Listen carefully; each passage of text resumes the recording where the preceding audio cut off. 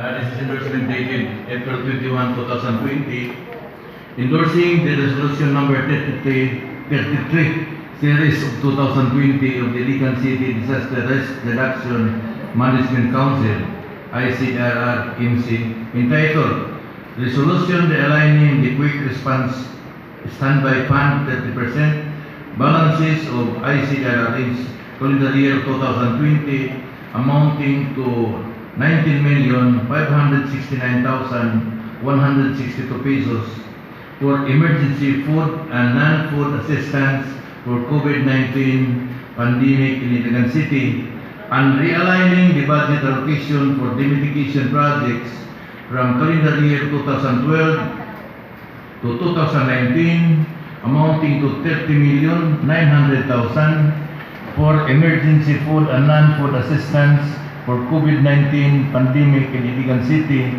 and emergency procurement of COVID-19 test kits, food provisions, and other COVID-19 related activities under calendar year 2020 revised annual investment plan, supplemental ICRRM budget calendar year 2012 to 2019, 30,900,000, and realigning the unexpended balance of ICDRRM Special Trust Fund calendar year 2019 under mitigation projects capital outlay amounting to 10,021,314 pesos for the emergency food and non-food assistance for COVID-19 pandemic in Iligan City, with a total amount of 60,490,476 pesos for approval. So move, Mr. Chairman. In a second, seconded by Councilor Balanay. Any comment, Councilor Abraman?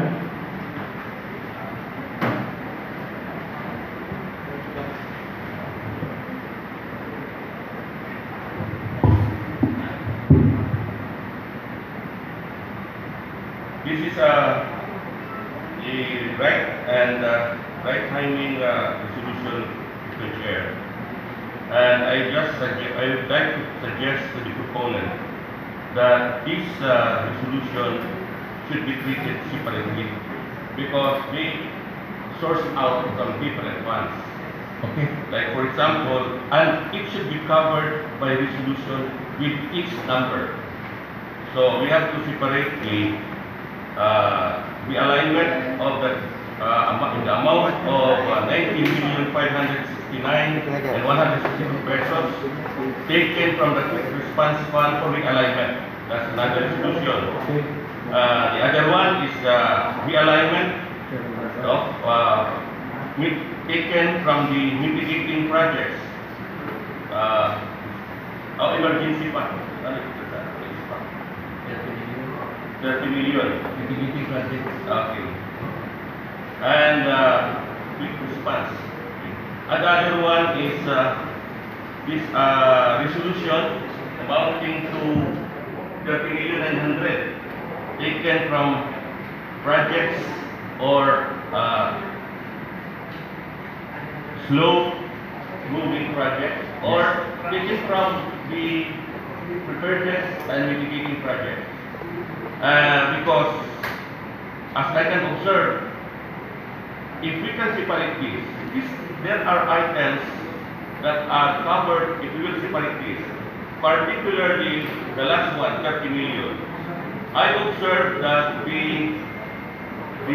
although this is a full discretion of our mayor as given by our Excellency our President, but I just observed that in this particular itemized projects that we realigned from 2012 to 2019, I observed that in our particular barangay del Carmen, there are 3 projects that are realigned. That is erosion control, landslide protection of Barangay del Carmen. That was allotted 2015, worth 2 million pesos. The other one is flood control, drainage improvement, and establishment water impounding and pumping station of, again, one of which is Barangay Del Carmen. The other one is, this is allotted in 2017 for budget. The other one is in 2019 allotted improvement of drainage system at Group 6 Barangay Del Carmen amounting to 2 million. If we have to sum up this will equivalent to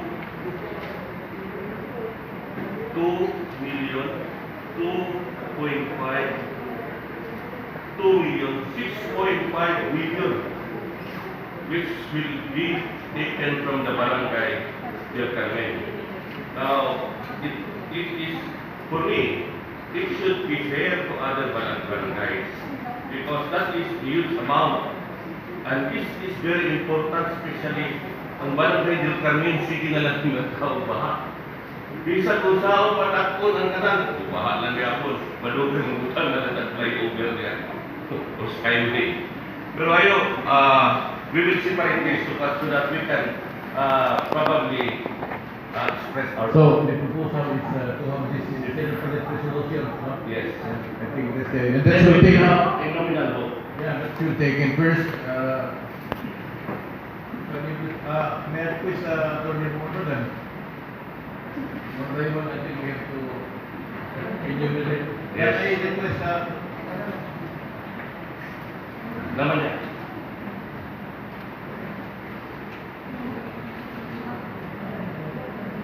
okay. The resolution, realigning. Yeah. Oh, I think first is this, number one is the alignment of quick response fund, standby fund of 30% in the amount of 19 million. Excuse me. Just to intervene, no, and also to make a reaction to the good councilor from Del Carmen.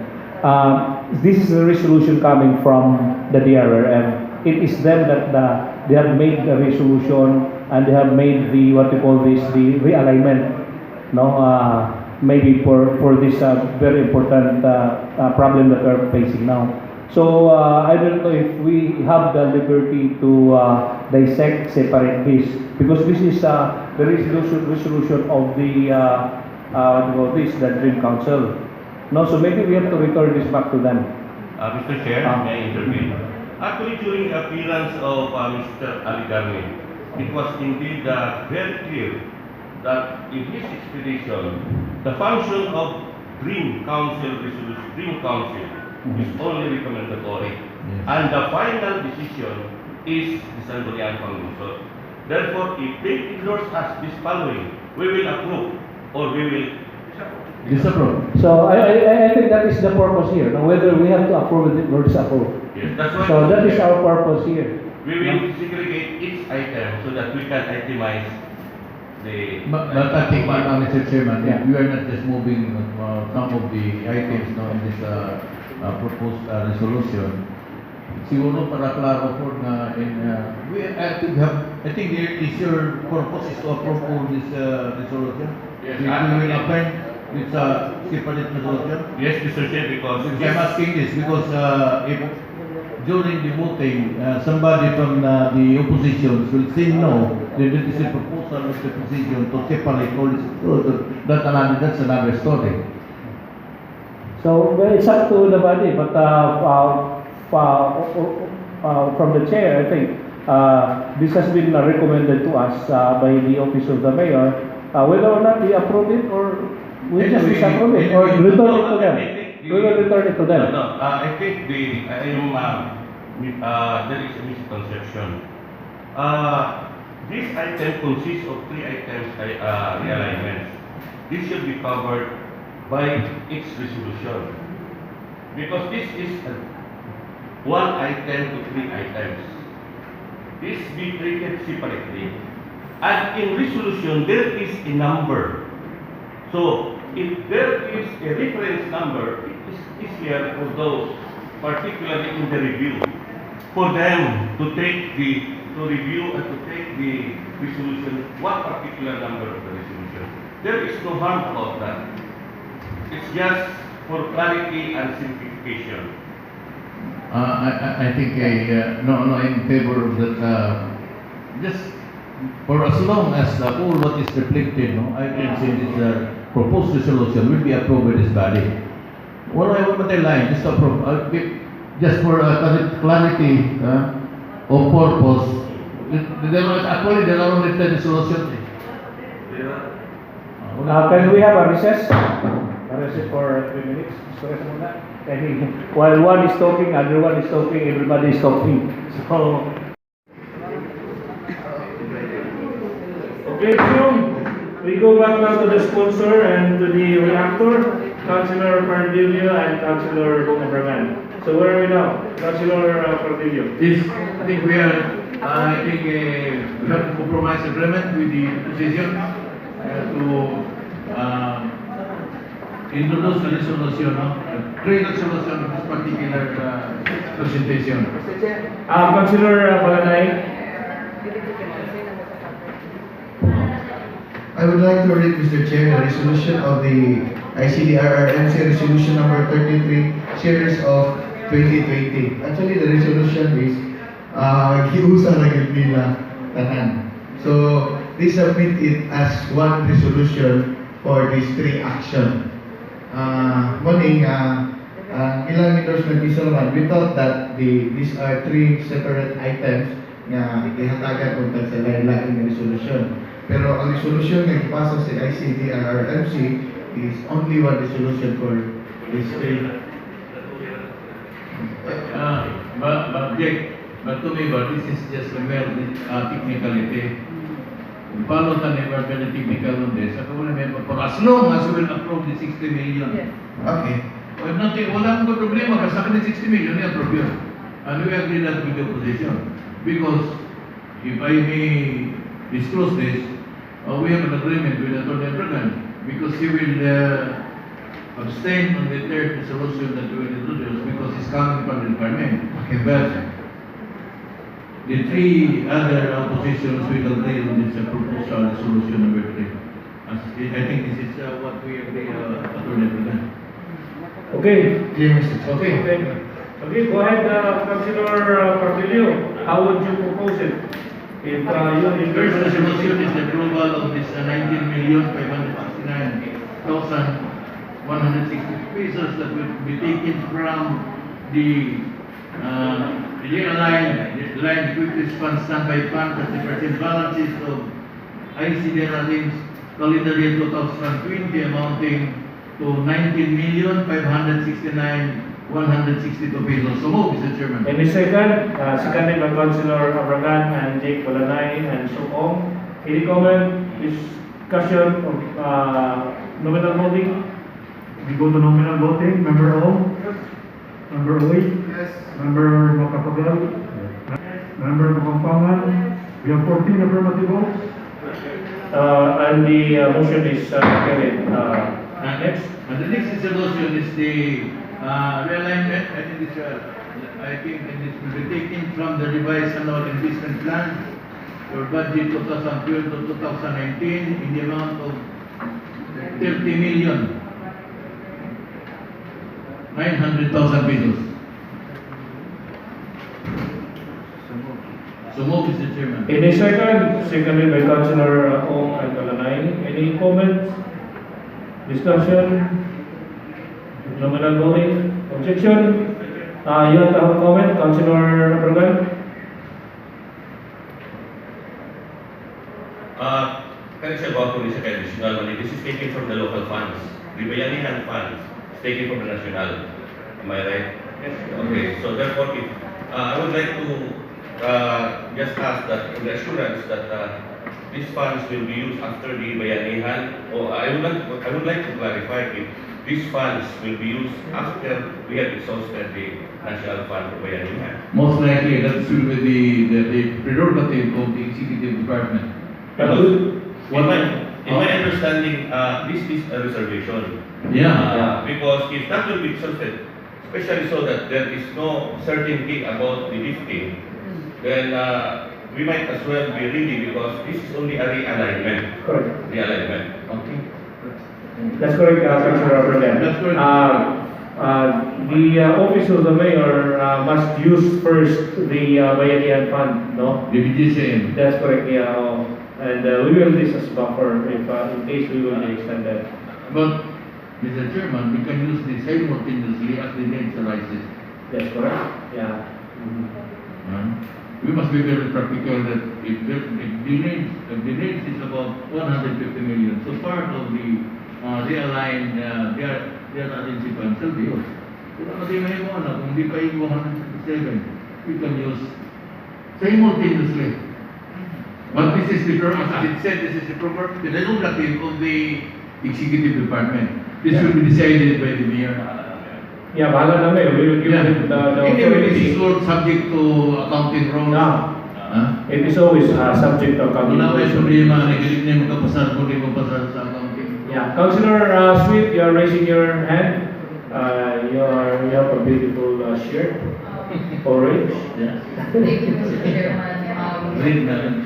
For me, Mr. Chairman, ako nag-kaibig na tabang earlier the 137 million from the national, and we also have reserved agad na 30 million, and simultaneously in case of emergency pwede natin Yes. magamit. I remember last session, Mr. Chairman, na nag-suggest kung pwede ma-volume, dapat na natin ihatag, aside from exposing the frontliners at 3 kilos, kung pwede madungan na lang, one time, but it was discussed by our chairman na ang supply na to, coming from different, really enough, and in fact, some of the barangays now, bugas lang ang nakuha, kaya hugdan ko daw sila canned goods. Yes. Okay, naakong kay allocation for canned goods, pero pag ato nila bugas, wala na po. So, mabalik na po itong frontliner for the canned goods alone. So, anyway, kasabot ta sa concern. So, if hopefully, magtinabangay ta, if we can suggest also kung asa ta mangitag supply, kay I understand sa supermarket na may mga available na bugas food. Naako na mo bang groceries ba? So, asa ni nga mga supplies na pwede ta yes, Mr. Chair. In fact, we have reached now Manila. I will answer that We later. have reached as far as Vietnam just for this rice. I think our orders come, we're ordering rice from Vietnam. I think kay Basi mahuman na, hopefully mahuman na tawa pa kaabot atong rice. That's correct. Gutom. Yeah, we are sure that we will have enough supply. That's correct. As I heard it yesterday, there are suppliers now interested to send us rice. No? So, ang problema na nato, ang atong kwarta, wala pa nato ma-authorize. No? So that's why we just authorize the mayor to use the funds available so that we can really help our people who are really in need. No? I know it's too heavy and too hard for our people already. Now that we cannot find, a living, kay Giwaan, because of this enhanced community quarantine. So, we will take care of our people. We will try our best to have this, no? Ang supply na agad. Kaya lisod kung wala. No? Maybe we can assure the supplier na Nine kwarta nato yan. padala nila as soon as possible time. That's right. That is why we need to have this session. Atong ipaabot ni ilang recommendation coming from the Office of the Mayor. So the following our session on Tuesday, there is a need to approve this, and we will not be coming back here again for another session just to approve and authorize the Mayor. So we have placed on us already all the requests for authority that we need so that we can move. No, so ang ato lang i-kuha nato sa Office of the Mayor is they rather do quick because ang atong one is quick response, quick relief niyo, mag-slow ang relief nato, sayang ang atong authority. No? We have done our part, as sometimes we're accused that we're not doing our part. We are doing our part, and it's up to the Office of the Mayor to do their part also. Thank you, Mr. Chair. Thank you, City Councilor Mr. Sweet. Councilor Bocapragan.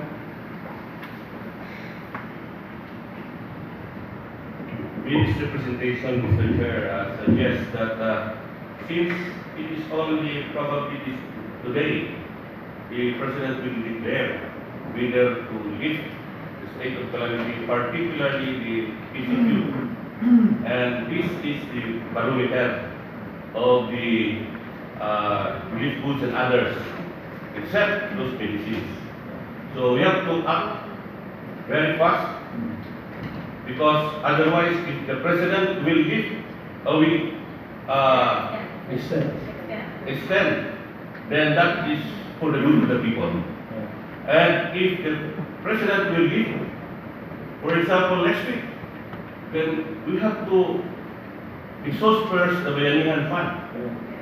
And if ever there is an excess to this local fund, I urge and ask appeal to our mayor as well as our colleagues to revert this amount if that is no longer needed. That's right. Okay, so the alignment that we are doing with Councilor Abragan, I hope for the understanding of everyone, this is for the purpose of addressing the problem of the COVID-19. Now, when the crisis of COVID-19 is over, and then the money is unused, we have to revert it back to their original purpose in the budget. I think that would be the right thing. Yeah. Nasa provision sa Bayanihan. Yeah. That is we're talking about our local funds. That is still in accordance with the implementing guidelines of the BDC. If Yeah. those funds will not be used for COVID-19, that will be returned to the National Treasury. But on the part of our local funds, it's still the same. No? We have to return it to the original purpose where those funds were budgeted. That's very, di naman pwedeng wala na yung COVID, kasi lang tag-withdraw ng kwarta. That's correct. No. Pero just for the consumption and the satisfaction of our, sa atong uno na the perception of our people, no, for our people, we have to for the barangays that has been affected, they will be affected, no. But the problem here also is that why it took them so long to implement the project in their barangay. That's the problem also. Well, anyway, we are overtaken by this problem that we are now facing. So we have, by all means, realign the funds for saving our people and helping our people. Okay? So I think we're done for resolution number 2. Yeah. So no objection, and that's recorded. Any objection to resolution number 2? Amounting to 30 million, hearing no objection, No, 50,900,000. Yeah. I hereby reflective fill affirmative votes for the said motion. And the motion is carried. And then the last resolution number 3, in the amount of 10,021,314 to be taken from the undernavigation projects capital outlay amounting to from the capital outlay, the chairman, in the amount of 10,021,314 pesos. Asumo, Mr. Chairman. Any second? Seconded by Councilor Plano and Balalay. Any comments? Any discussion? No. Councilor Abragan?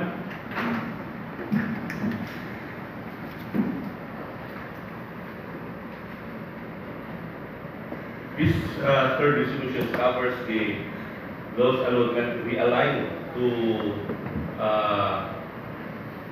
from the snow moving project. That's correct. And as I just explained and expressed my view before, that this is the absolute and exclusive discretion of our chief executive, who is given the authority by the president. But considering that, in my opinion,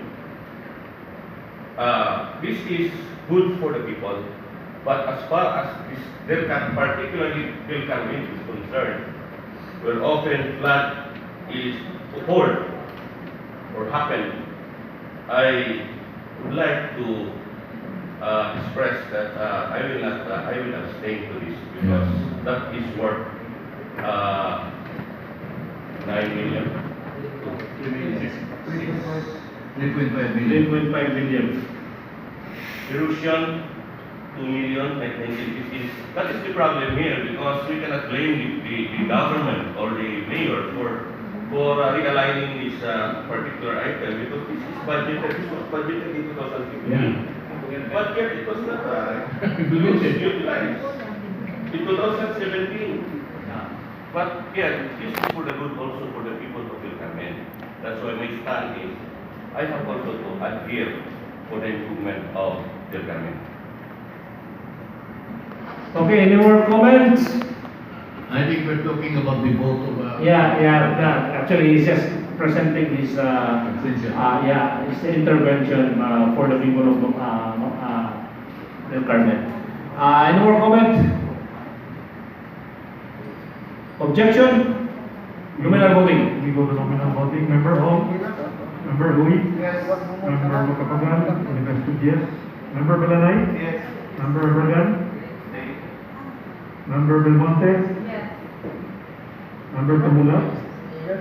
Member Bagsarpa? Yes. Member Cardillo? Yes. Member Plando? Yes. Member Sweet? Member Lanasabal? Yes. Member Shepor? Yes. Member Saul? Member Kapampangan? We have 14 affirmative votes and 1 abstention. And the motion is carried.